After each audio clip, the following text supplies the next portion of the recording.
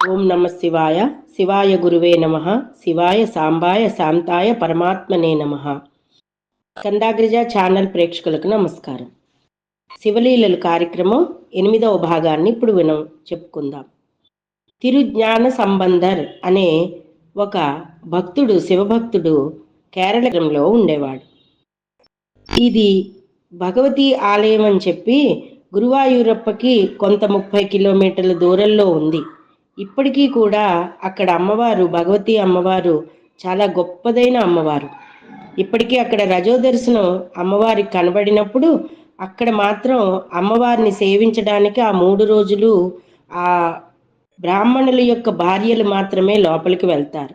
4వ రోజు అమ్మవారికి స్నానం అయిన తర్వాత నుంచే మళ్ళా బ్రాహ్మణులు లోపలికి వెళ్ళి అమ్మవారికి పూజలు, నైవేద్యాలు సమర్పిస్తూ ఉంటారు.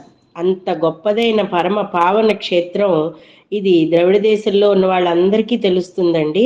ఇక్కడ ఈ తిరుజ్ఞాన సంబంధర్, తిరు అంటే శ్రీ, శక్తి అని అర్థం అండి. ఇక్కడ ఈయన మాట విననంతనే, ఈయన రాసిన పుస్తకాలు కానీ ఈయన యొక్క నామాన్ని తలుచుకున్న వెంటనే కూడా ఎవరికైనా కూడా పాపాలు పోతాయి అన్నంత గొప్ప పేరు జ్ఞాన సంబంధర్ అనే పేరు. అయితే ఇక్కడ ఈయన గురించి మనం కొన్ని విషయాలు తెలుసుకుందామండి. ఇక్కడ పరమశివభక్తులైన జీవితాన్ని ఎంతో అందంగా, వైదికంగా గడుపుతున్న వారు ఎంతమందో ఉన్నారు. అయితే శివపాద హృదయుని భార్య, శివపాద హృదయుడు అతని పేరు. అతని భార్య పేరు భగవతీదేవి. వీరికి ఒక పిల్లవాడు పుట్టాడు పరమాత్మ అనుగ్రహం చేత. 3 సంవత్సరాల వయసు వచ్చింది.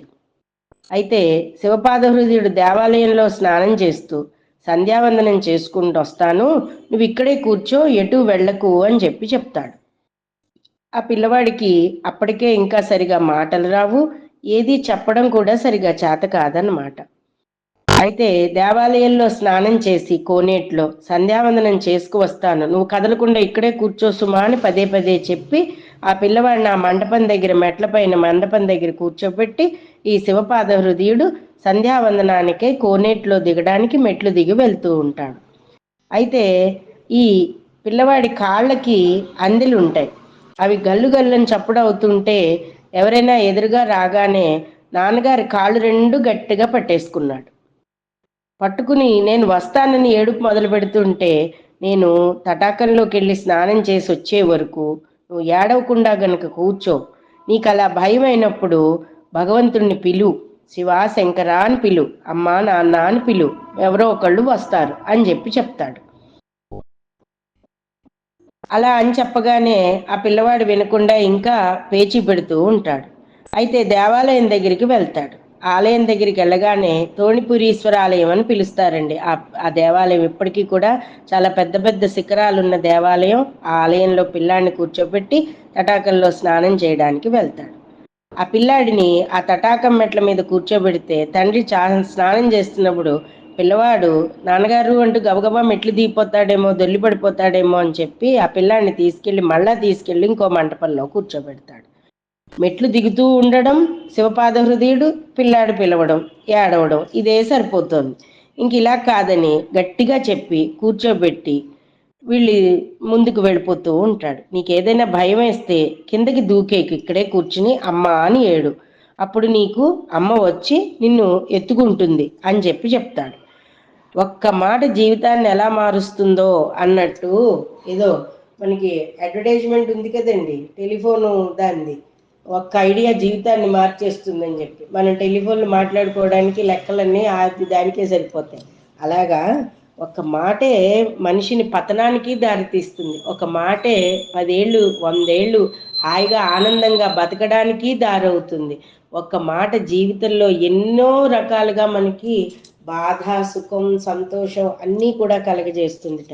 అలాగా ఒక్క మాటతోటి తల్లిదండ్రులు మాట్లాడాల్సిన మాటలు ఎంత చిత్రంగా ఉంటాయంటే, పిల్లాడికి అలా చెప్పి స్నానానికి వెళ్ళిపోతాడు శివపాద హృదయుడు. స్నానం చేసేటప్పుడు మంత్రాలు చదువుకుంటూ నీటిలో ములిగాడు. పిల్లవాడికి తండ్రి కనబడలేదు. కనబడిపోయేటప్పటికి అయ్యి బాబోయ్ నాన్నగారు ఏమైపోయారో అన్న భయంతో ఏడుస్తూ గట్టిగాను బాధతోటి గట్టిగట్టిగా అరుచుకుంటూ ఉంటే తండ్రి చెప్పిన మాట గుర్తొస్తుంది. ఒక్కసారి ఆ పార్వతీ పరమేశ్వరులు ఆ పెద్ద గోపురం శిఖవరం వంక చూసి, పార్వతీదేవి వైపు చూసి అమ్మా నాన్న అని వాళ్ళిద్దరినీ చూసి ఏడుస్తూ కూర్చుంటాడు. వెంటనే శంకరుడు చెలించిపోతాడు. బాలాశంకరుడు కదా ఆయన.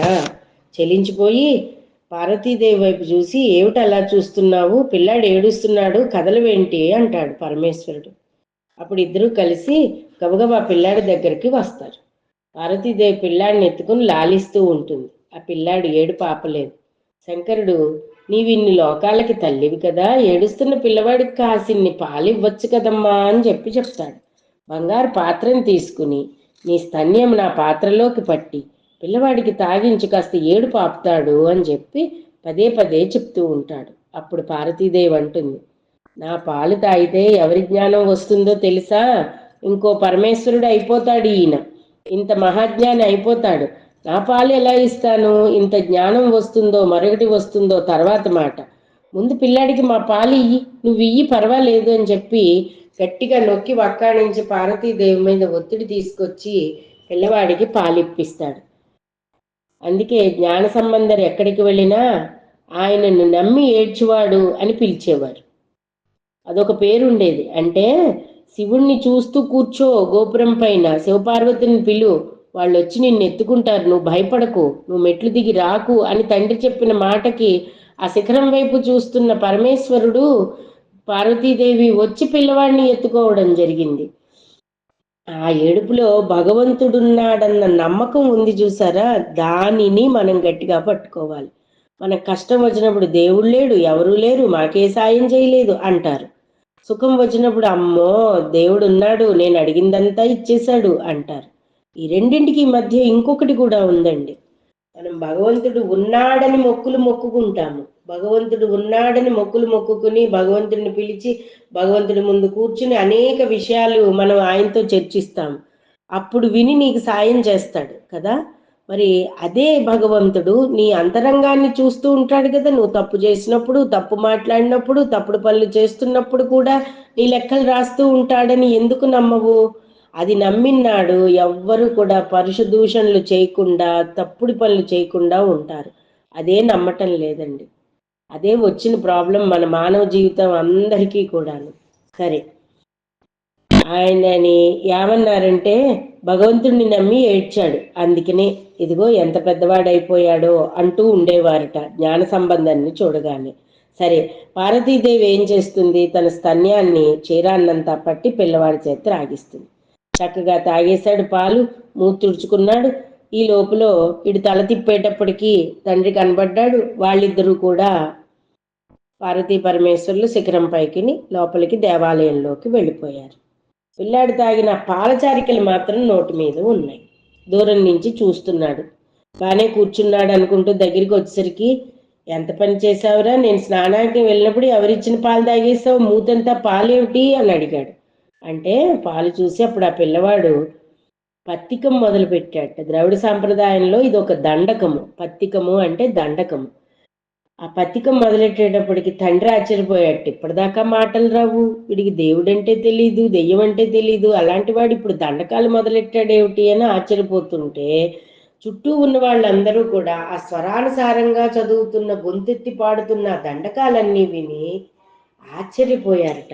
ఆశ్చర్యపోయి భక్తులందరూ గుమిగూడిపోతున్నారు. ఈ లోపల వీళ్ళందరి దృష్టి ఎక్కడ పిల్లాడికి తగిలేస్తుందో అని గమ్గా ఆ తండ్రి పరవశించిపోయి భగవద్ దర్శనం చేసుకుని పిల్లాడిని తీసుకెళ్ళి ఇంటికి వెళ్ళిపోయి, ఇదిగో ఇదిగో పిల్లాడు ఇలా చేశాడు సుమా, వాడు మూతి నిండా పాలచారికలు ఉన్నాయి, ఏమిటో అర్థం కావట్లేదు, ఇదిగో అనేటప్పటికీ పిల్లాడిని గబగబా లోపల తీసుకెళ్ళిపోయి భార్య భగవతీదేవి పేలాలు అవి పట్టుకొచ్చేసి, ఉప్పు పట్టుకొచ్చేసి, అలాగే ఆవు తోక పట్టుకొచ్చేసి ఆ దగ్గరికి వెళ్ళిపోయి మొత్తం దిష్టిని తీసేసి హారతులు ఇచ్చేసి నానా హడావిడి చేయడం మొదలెట్టారు.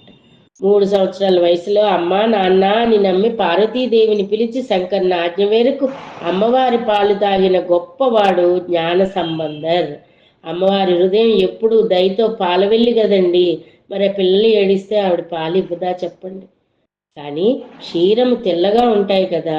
ఆ జ్ఞాన అంటే శారదాదేవి అనుగ్రహం కలిగి మొత్తం ఇతను తాగిన వాడిన పాల మటుకు జ్ఞానం కలిగి శంకర భగవత్పాదుల వారు సౌందర్య లహరిలో ఒక మాట అంటారు. ఆ జ్ఞానం ఎలా ఉంటుందస్తే, అమ్మా నువ్వు ద్రవిడ శిశువుకి నువ్వు ఉన్నావని నిన్ను నమ్మి అమ్మా అని పిలిచినంత మాత్రం చేతే స్తన్యాన్ని ఇచ్చావు కదా. అపారమైన బాహ్య సౌందర్యం, అంత సౌందర్యంతో గొప్ప శివభక్తిని పొంది చరిత్రమైపోతున్నాడు ఆ జ్ఞాన సంబంధరు. ఎంత గొప్పదాని తల్లి, పిల్లల బాధలు చూడలేవు నువ్వు అని చెప్పి ఆదిశంకర్లు అమ్మని పొగిడిన సౌందర్య లహరిలో 75వ శ్లోకాన్ని గనక మనం పారాయణ చేస్తే, ఆ శ్లోకాన్ని గనక సౌందర్య లహరిలో పారాయణ చేస్తే జ్ఞాన సంబంధమైన విద్యలన్నీ కూడా వచ్చి అమ్మవారి సరస్వతీదేవి శారదాదేవి అనుగ్రహం కలుగుతుంది అని చెప్పబడుతోంది. సరే, మనం కథలోకి వచ్చేటప్పటికి ఇలాగా జరుగుతోంది. అందరూ కూడా ఆశ్చర్యపోతున్నాడు. పిల్లవాడు లోకంలో శివభక్తిని ప్రచారం చేయడానికి వైదికమైన మార్గాలన్నీ ఎంచుకున్నాడు. దురాచారాలను ఖండించాడు. దురాచారాలను ఖండించడానికి పుట్టిన సుబ్రహ్మణ్యేశ్వరుడుగా కూడా అతన్ని వేనోళ్ల జనులందరూ కూడా కొనియాడుతున్నారు. అలాగే అందుకని ఆయన్ని జ్ఞానమూర్తిగా, జ్ఞాన సంబంధరుగా, తిరుజ్ఞాన సంబంధరుగా అనేక పేర్లతో పిలుచుకుని అందరూ కూడా వారి వారి ఊర్లల్లో దేవాలయాలన్నింటికీ కూడా అతనిని ఆహ్వానం చేసి పిలుస్తున్నారు. ఇది జ్ఞాన సంబంధనార్ భక్తి కథ. ఈ కథను విన్నవారికి, చదివిన వారికి కూడా చాలా జ్ఞాన సంపద, సుఖ సంతోషాలు, మానసిక ప్రశాంతత ఎల్లవేళలా కలుగుతాయి. ఈ జ్ఞాన సంబంధనారు గురించి మరిన్ని కథలు కూడా ఉన్నాయి. వాటిని మనం శివపురాణంలో కూడా చదువుకోవచ్చును. ఆయన ఎదిగే కొలిది ఒదగాలి అన్నదానికి, ఆ సిద్ధాంతానికి కట్టుబడి ఉండి సకల జనులకు కూడా సంతోషాన్ని కలిగించిన వాడు సుబ్రహ్మణ్య స్వరూపుడు అయినటువంటి జ్ఞాన సంబంధ నాయనార్. అపర శివభక్తుడు. అపారమైన శివభక్తితోటి ఆ దినదినాభివృద్ధి చెంది శివునిలో ఐక్యమైనాడు. రేపటి భాగంలో మరిన్ని కథలు తెలుసుకుందాం. అంతవరకు స్వస్తి. మా ఛానల్ అందరూ కూడా సబ్స్క్రైబ్ చేసుకోండి, షేర్ చేయండి, లైక్ చేయండి.